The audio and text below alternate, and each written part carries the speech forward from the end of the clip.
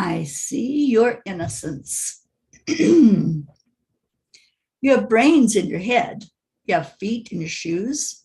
You can steer yourself any direction you choose. Dr. Seuss. Sometimes in life, we find ourselves searching for something that is right in front of us, and we are totally missing it. I loved my fur babies that shared my life. Each one was special in its own way. Years ago, I somehow inherited a Rottweiler named Rock. He was a gentle giant of a dog who never realized his size. I was intimidated by him and resisted having him in my home. He didn't care about that. He was just happy to have his needs met, food and warm shelter. He thought he was a lap dog, and he'd jump up on the couch to be next to me, head in lap. He eventually won my heart. And he did this with his soulful eyes and his heart of gold.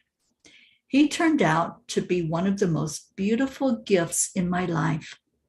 He gave me the gift of laughter at a time when I didn't have a whole lot of that in my life.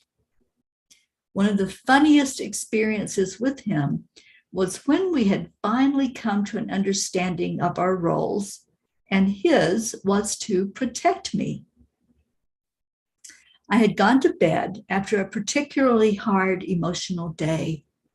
He had been clingy, and I knew I needed attention and love. I said goodnight to him and laid down on my waterbed, which was one of the older versions that had lots of wave movement. I saw the look in his eyes, and I laid down and watched as he took a big leap with his 150-pound body, landing on all fours on the shifting bed. He froze in fright as the bed moved side to side under his weight. His expression was priceless, and I could see him wondering what the heck was happening and not quite sure what to do next. I burst out laughing at the situation, which perplexed him even more, and he just stood there, unable to move, which made me laugh even harder. It was hilarious to watch this massive animal who could bring panic and fear to some just with his size and his powerful presence being so thrown off his game. It made me see him in a new light, like a scared little puppy who just needed a tender touch and a hug. This being who had the power to crush and destroy in any given moment was standing before me, quivering and in need of my help and kindness. This came to my mind tonight as I thought about the bullies of the world. I have been bullied in my life, and it certainly does not feel good. I always saw them as strong, with the power to crush and destroy whatever and whomever happened to be in front of them. Tonight, I was able to look at bullies in a different light.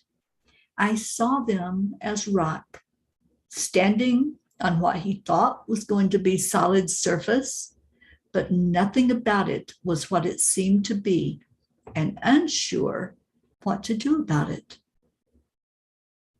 I looked at the current bullies in our world, those filled with such seeming indifference for life, coldness, and callousness. I was able to look beyond their appearance and their actions and recognize somewhere deep inside the insecure quivering that being that felt the earth moving and shifting underneath them. While I did not quite reach the point of embracing any of these individuals, I at least could move beyond the repulsiveness of their behaviors and appeal to their higher consciousness to ask them to be open to their higher guidance. Dear angels, It is so easy to judge someone by what the outer appearance is. Rarely do we get to go beyond that judgment and show empathy. How do we separate what someone is doing from their true, authentic self so that we can see their innocent being? Dear ones, mirror work in this circumstance is what is called for. It is easy to point fingers at the one who seems determined to harm and destroy, isn't it? There's a certain justification that pops up which says, "You hurt me and others. I want to hurt you." The erroneous concept of an eye for an eye will not make you feel better, dear ones. As your heart hardens and perhaps you feel vindicated by spewing anger, it is short-lived, as that very anger starts eating away at you. You are not harming anyone but yourself with that kind of energy.